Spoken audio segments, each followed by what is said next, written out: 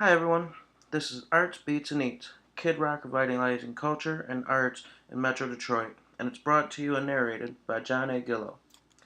Kid Rock is a multinational star that has been in the music business for over 20 years, which means two things. First, he's known by a huge number of people across the world for his rough voice and unique style blending rock and roll, hip hop, and country music into one amazing sound.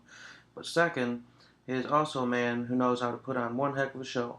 After 20 years in the industry, the kid has shown he knows how to entertain mass groups as well as keep with the times and evolve when necessary, but is unapologetic if you don't like his sound, which really resonates with Americans today, who just want to be accepted as is. The reason we chose the Arts Beats and Eats Festival is because the kid's from this area, and he wants to see it revitalized. From the Detroit city skyline pictured here to the backwoods of Michigan, Kid Rock has been born and raised here. He loves the area and would like to see the musical and artistic side of the great city and state come back to life. Detroit was known for its music, and it's still called Motown to some. The sad part is that the city hadn't really been producing a whole heck of a lot of stars as of late, and it shows in this picture of what was Motown Records. We need to bring this beautiful city back to life, and the arts are just the way to do that. The Arts Beats and Eats Festival draws hundreds of thousands of people each year, and this year promises to be no different. The festival started in Pontiac as pictured here, but has recently moved to Royal Oak. This will be the third year in Royal Oak in 2013. This festival is here to celebrate everything art, from food to music and yes, physical art such as painting, sculpting, and many more. One of the best parts up there will be the 10 full-size stages, with our man Kid Rocks being front and center to draw huge crowds. The Kid aims to raise money for after-school and other programs to help bring this great state to the forefront of the art world. He has agreed to split any net profits down the middle with local charities to help accomplish this and to show the people of this great state that he does care about his home. Now, to make this happen, there are some things the kid needs to make sure that his performance is amazing and that he stays happy while he's working here. These are all on the rider, and the rider colors everything. Here's where I'll go through it. On this first page, um, it's information on different people and tools that'll need to be accessible, as well as the type of dressing room Kid Rock will need as he needs it available. The second page covers the band and other dressing rooms, hospitality room, and tune-up room. The third page covers everything to do with catering, from the types of food that are allowed to how many people we want covered by the caterers. The fourth and fifth pages are actually catering orders for what needs to be placed into Kid Rock and the other dressing rooms. Page 4 is his, and page 5 is the production post production catering orders, giving in depth orders on what needs to be where.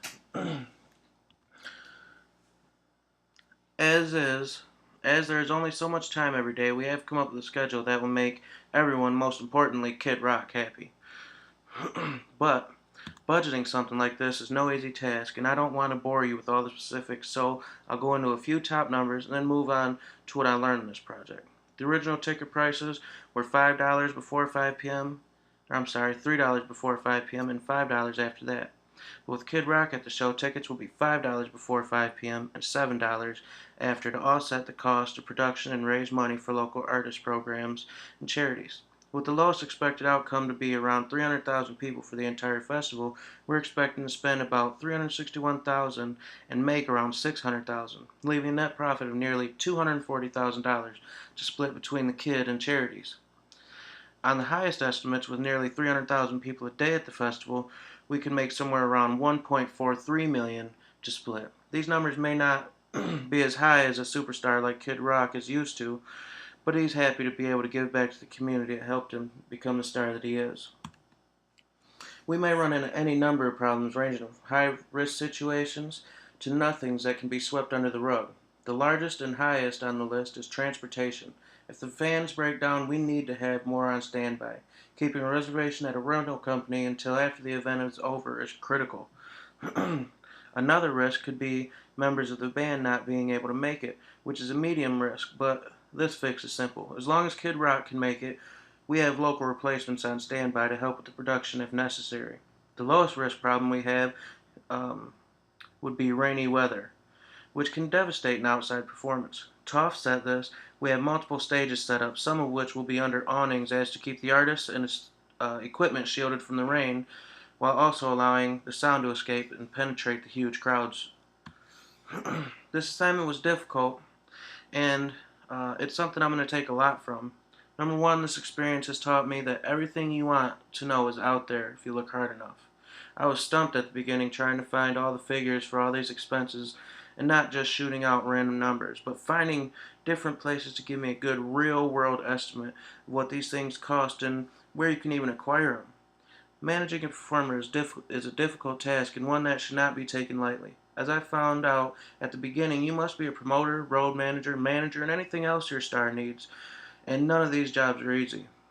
Finding out what you can broadcast, finding out where you can broadcast ads to get notoriety, and how much that would be, how many security guards are necessary, and how much they cost. These are all things that I had to learn for myself and find a way to make a profit from.